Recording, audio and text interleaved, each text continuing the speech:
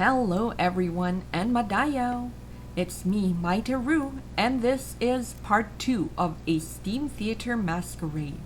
It is part of a series called Tales from the Steam Theater.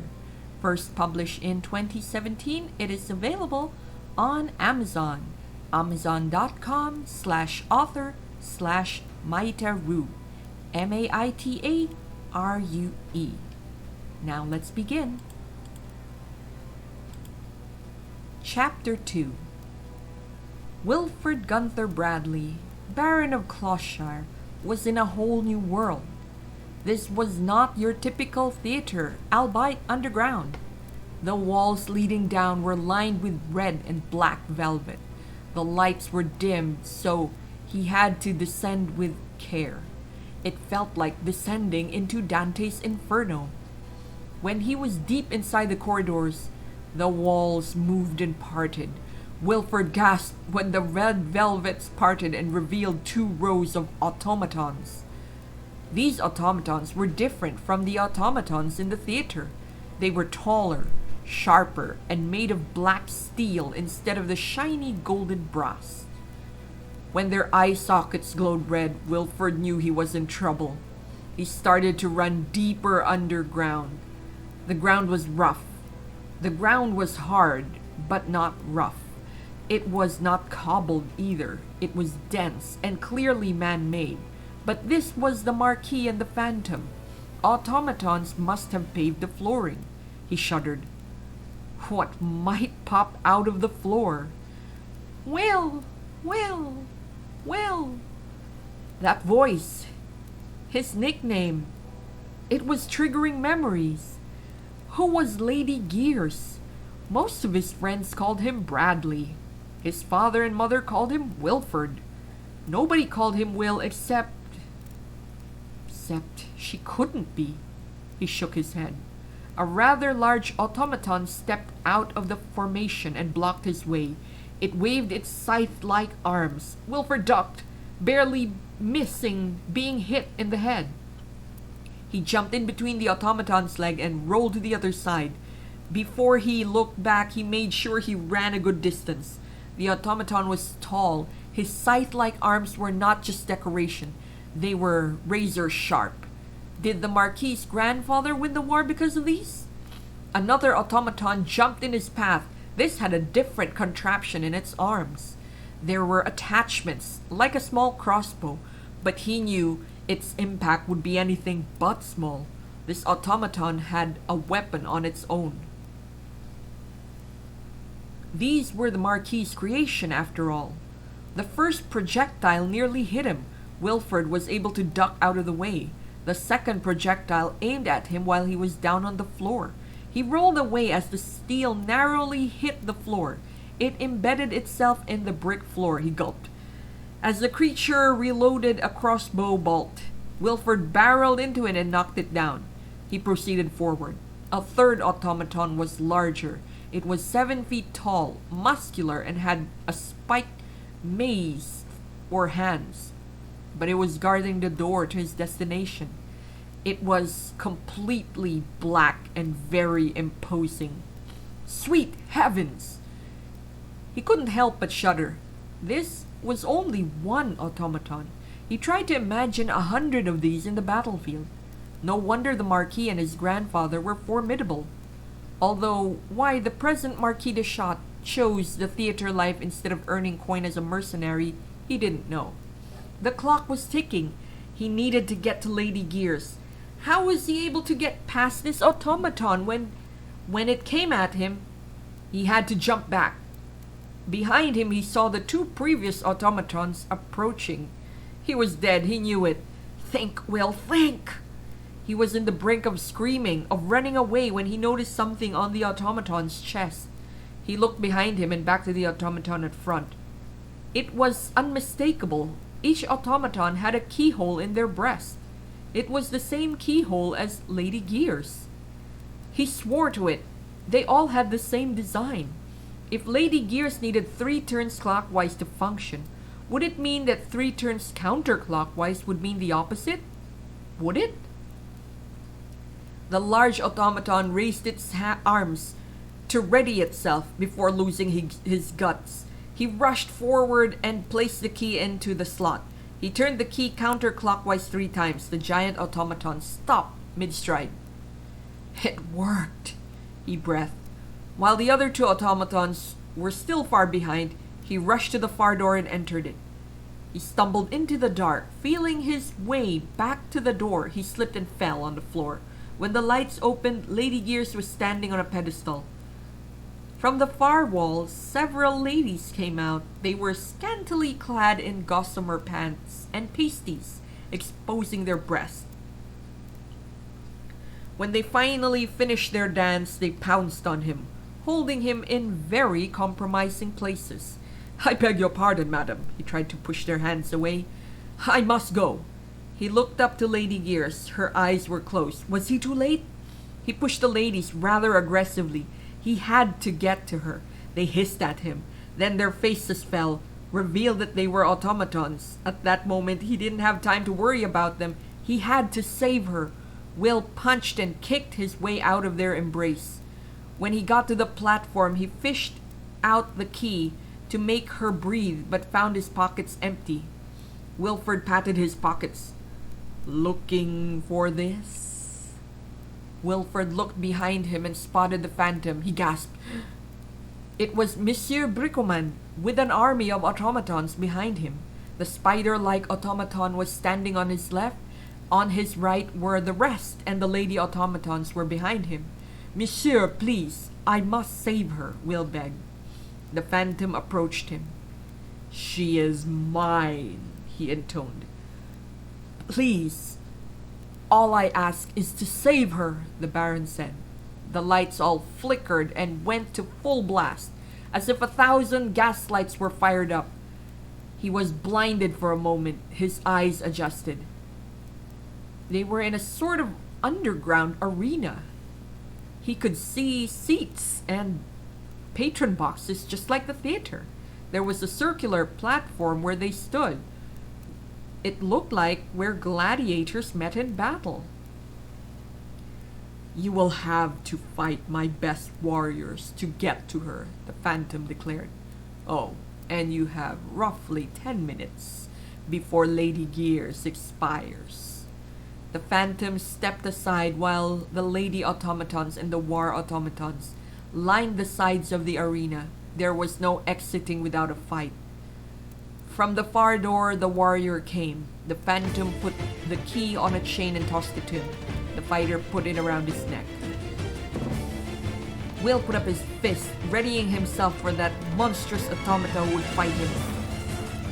He won his fair share of fisticuffs, but he never dueled an automaton before. Which one would he'd be fighting with him? Which one would be fighting him? What manner of automaton was this? As the fighter neared, he saw his friend from the university. Cogsworthy? He couldn't believe the man was a fighter. He thought the Duke of Montauk knew about the underground theater because he liked to bet on the games. He never imagined the man to fight in it. "Sorry, old chap, I was summoned, but I didn't expect to fight you," the Duke bowed. "Let's make this quick, if you must. The lady will expire if I don't wind her in 10 minutes. The Duke nodded and lunged. Wilford veered away, then circled the Duke. The lady was at stake. He doesn't know what nefarious plan the Phantom has, but he needed to get to Lady Gears before she expires. Distracted, the Duke was able to land a blow to his right chest. His brocade had taken most of the blow, but it also hindered his movements. Meanwhile, his opponent was only wearing breeches and a white shirt. The Baron took off his coat. Mobility was better than the protection of the restrictive article of clothing. He attacked with ferocity. The two opponents met, fist for fist.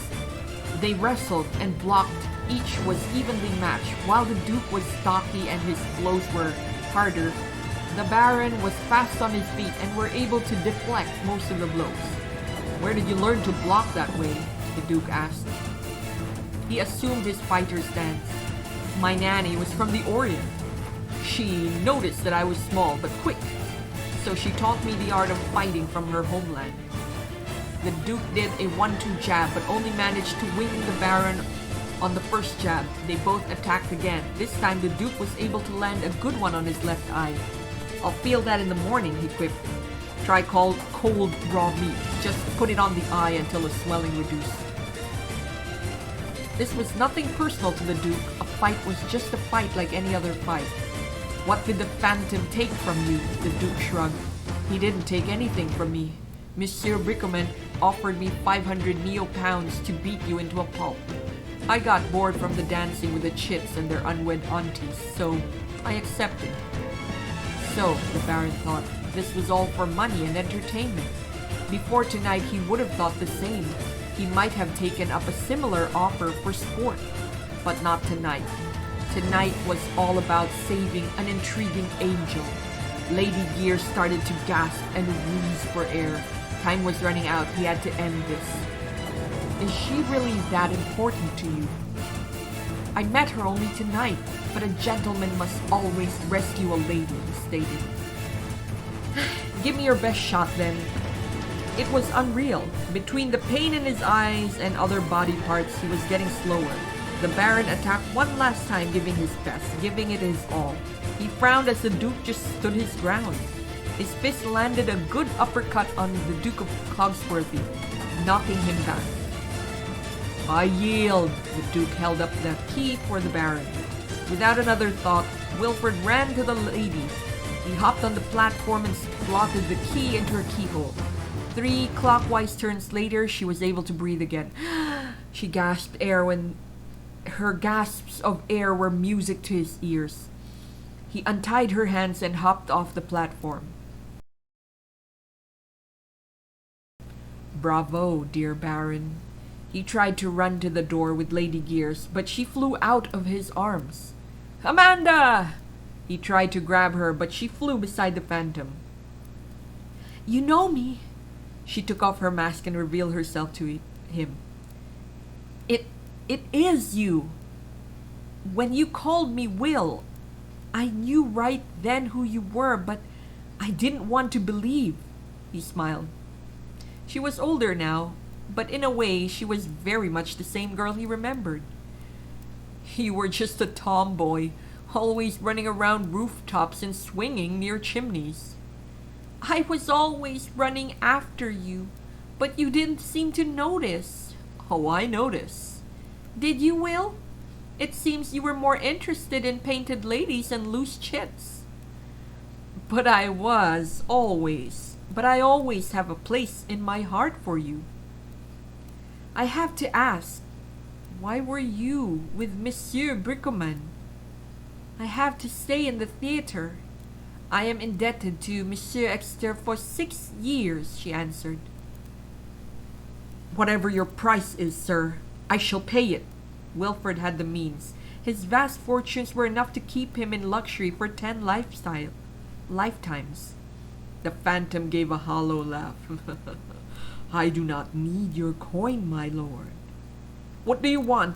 The Marquis de Chats was wealthy because of his automatons, but how wealthy was he? Nobody knew where he hid the bulk of his fortunes. This wealth extended to his right-hand man, Monsieur Phantom. "Entertainment." Wilfred was confused. "I do not understand." The Phantom approached him. "Would you like to lessen Lady Gear's indenture to the Steam Theatre?" "Yes, even if I could take it upon myself, I would." At a drop of a hat, he would do anything for Amanda. She was somebody special to him. Amanda gasped. "You would do that for me?" "Anything for you." The Phantom opened his coat and took a rolled parchment. "This contract states that you will take upon yourself 3 years of her indenture to the theatre. The other 3 years, Lady Gears, also known as Amanda Morand, will have to complete. This contract is effective immediately."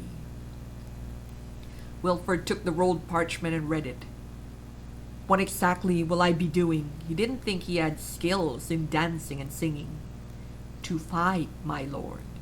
You proved tonight that you were very engaging in a fight. Imagine what a crowd it would draw. The phantom projected two shadows on the floor. The shadow formed two fighters, fighting in the arena.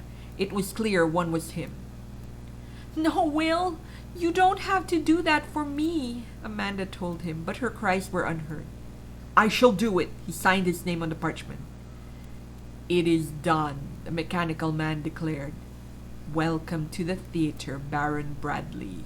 He took the parchment, rolled it back into his coat. "Worry not, my lord. All you need is a win a week.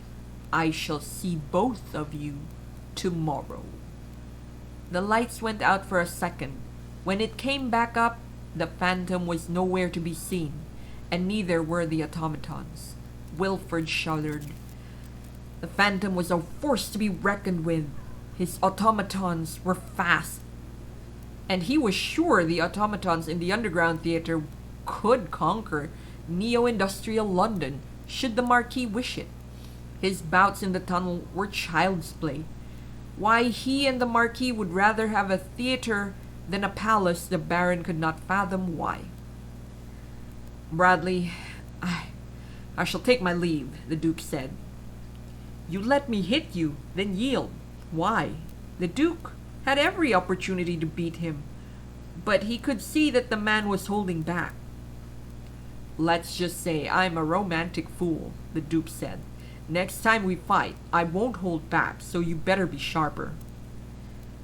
"I guess I have to hunt up my old nanny.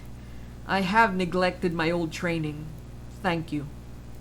My lady, a good evening to you." The Duke bowed to Lady Gears and left the two lovebirds alone.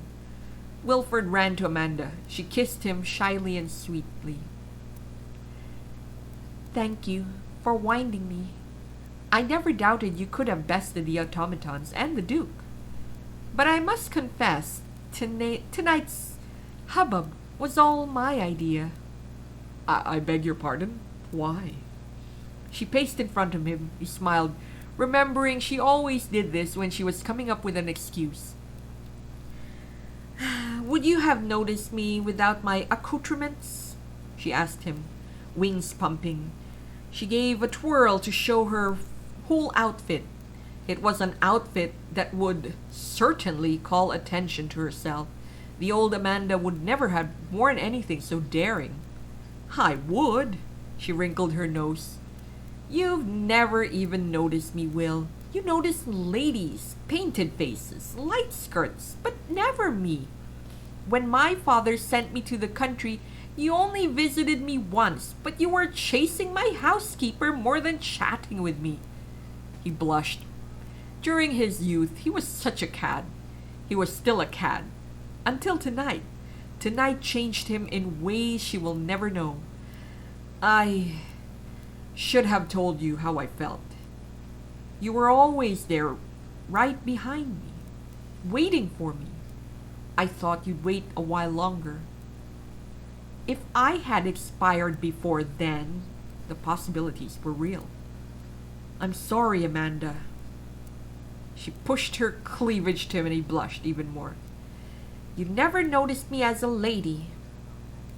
With a tight corset and a huge bustle, she was indeed very shapely. "I was dying, Will. I was wasting away with my father and brother just waiting for news of my death here in neo-industrial London. So I requested something very unheard of. I wrote to my brother and told him that I wished to see the theater one last time before I died." Wilford grunted. "You guilted your brother into agreeing." "Well, I was going to die anyway. Look at me. I have already become a woman, but I was trapped in my room. Once in the theater, I sought Monsieur Exter. Nobody else could help me. Not even the doctors could help me." He should have visited her more. If she didn't get to the theater in time, he would never forgive himself with her death. Why the steam phantom? "You've seen Lady Reddingfield. She visited me once. She told me to ask the doll maker of Battersea. I knew she meant Monsieur Exter. When he saw me, I immediately sang for him, losing breath, coughing blood. At that point, I thought it was already too late. I collapsed, and then I woke up. Monsieur had me connected to machines to help me breathe. I didn't have anything to offer him but my voice. He must have seen something in me. He agreed to help me, and he gave me my wings. She unfurled her gears of wings. It must have taken great courage for her to run to the mechanical man. Many people shuddered at the thought of him. Even he had trouble facing the man mechanical. One day, I started to see you around the theater and hoped you'd notice me. I was starting to make a name for myself. Wilfred sighed. I am grateful for Monsieur Phantom. Surely there are more subtle ways to get my attention, he smiled. I can think of a scheme or two, but it wouldn't get all your attention. Wilfred actually laughed. It was very Amanda. Only she could come up with something like this. He remembered in their youth. He had gotten into so much trouble because of her. So very true. Will, what will you do now? He took her hand and held them to his lips. I'm going to go to your house and court you properly. Must you? You'll send my father into a tizzy. He hasn't seen me in years. Has he not even visited your country house? Her family used the country house for parties, and it was rarely, for the Morans were frugal people. Amanda laughed. He must think I'm already halfway to the grave. Let's not bother my family. Will you be French about this? She kissed him. Yes and no. You can court me in the theaters. Huh? Well, Monsieur Exter expects me to work this 3 years. I have a show in the Crystal Theatre tomorrow. And I shall pay your half to Monsieur Brickleman. He touched his left eye. It was beginning to swell. I was hoping you won't persist in this venture after we wed. A baron cannot have a wife who threads the board. But it seems this baron will also be in the theatre with her. He pretended to be devastated. It is too forward of us, is it? Imagine a couple threading the boards in the same theatre. We would be the most shocking couple in neo-industrial London. So we are to marry. She put her hands on her hips. Yes, my lady, we are. What would your father say? She frowned. He thinks I'm back in the countryside. I bribed the maids to keep sending letters saying I was still wasting away in bed. Wilfred laughed. I can imagine you doing that. He won't understand me, Will. She flapped her wings. Her father, the Duke of Paisley, was a very conservative man. He will not understand the reason why Amanda would run away to the theatre. So we must marry and allay his fears. He might understand when you become Baroness Bradley, he said. All right, if we must, but you have to explain it to him. Father always liked you best, she pointed out. As for our identities in neo-industrial London, I have an idea. Nobody knows the identity of Lady Gears and the Baron Gears, she informed him, smiling at his confusion. In answer, she put her mask on him and gave him a kiss. He smiled. I think I like being Baron Gears. Wilfred pulled Amanda into a deeper kiss. So be it, he thought. This will be an interesting 3 years. The end.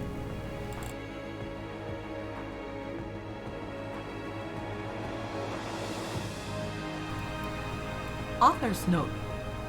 The story is part of Stories from the Steam Theater. Each story revolves around the Steam Theater, and each character is tested by circumstances and eventually the Phantom himself. The setting is 1859, neo-industrial London.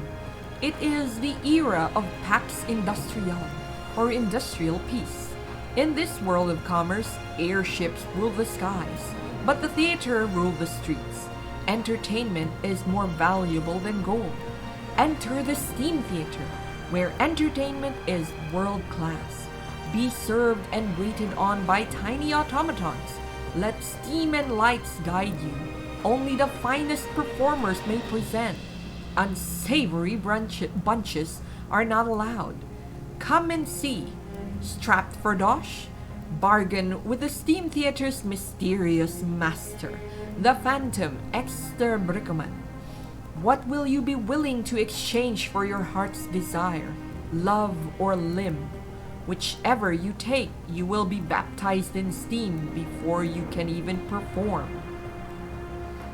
If you enjoyed this story and found it useful, I'd really appreciate a short review here or on my Facebook. If you like the book or have purchased the book, I really appreciate a review on Amazon. I do read all the reviews personally so that I can continually write things that people love. And these stories are also some of the things I love. You may write directly to me via my Facebook page or my other social media channels. Thank you everybody for the support. Once again, Madayaw everyone.